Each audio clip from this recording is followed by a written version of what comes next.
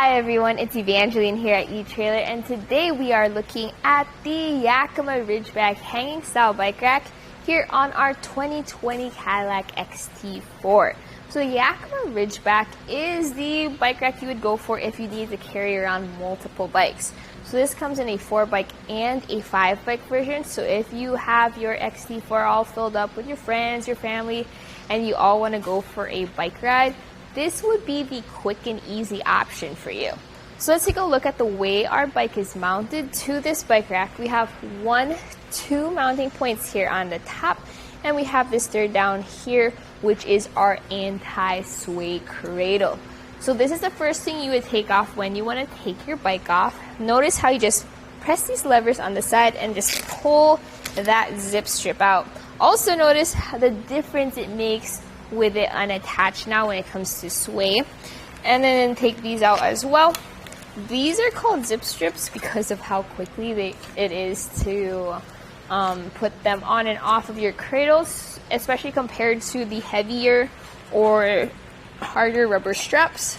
Here you just take them off and then you can take your bike off. Now I'm just going to put this bike over to this side so that we can take a closer look here at our bike rack itself. So here we have our cradles, which have a cushion on the top, and they also have these grooves for your brake lines, as well as these grooves just to provide a little bit of a texture when you have your bike frame on there. You want to make sure you have enough cushion where it cushions that frame and prevents scuffs and scratches, but also creates a good amount of grip as it carries your bike around. So let's just pop right in. 1, 2, 3, 4. So here's our fourth. 1, 2, 3. Here's our third zip strip. Notice how our anti-sway cradle also has that cushion as well as that slant that's going to help you out with your frames of different shapes and sizes. So we have 4 cradles right here. You can also get the version which has 5 cradles. Now both have the weight capacity of 150 pounds and the single bike weight capacity of 40 pounds. So if you happen to have a heavier bike, which is 40 pounds, but the rest are lighter, as long as your total weight does not exceed 150, then you're fine.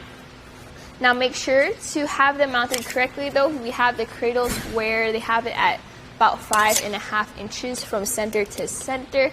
That's good because then if you do have them mounted on, you have an okay amount of clearance, not as much as you would get with other bike racks. So you can get up to 7 inches of clearance between your cradles, but enough that it's a comfortable experience. When it's on there though, there is going to be some length added to the back of your car. So measuring from our bumper to the end of our bike rack, right where those signature bottle openers are, it sits at about 38 inches of length added. So whenever you're backing into your garage or trying to park into a really tight spot, please don't forget that you have a bike rack and some bikes behind you. And if you do want to decrease that length added, what you can do is you can fold this down.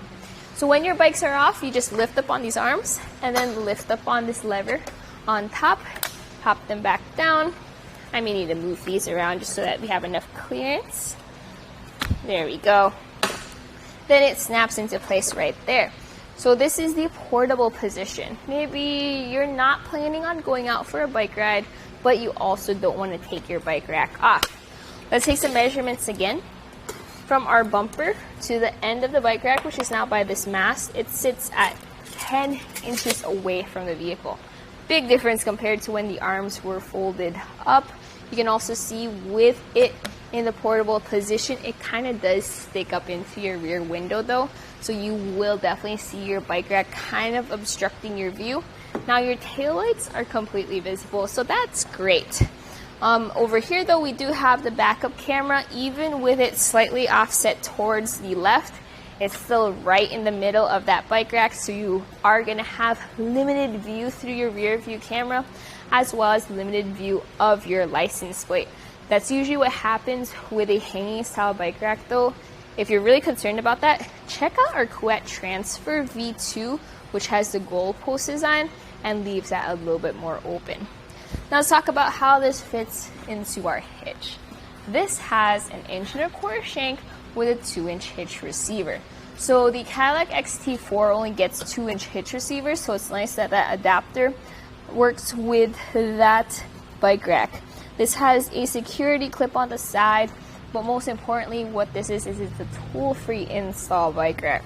You just pop it into your hitch and you lock it down right over here with this locking knob. And with it fully tightened down, notice how as I shake it right here at the shank, we're not getting really any movement.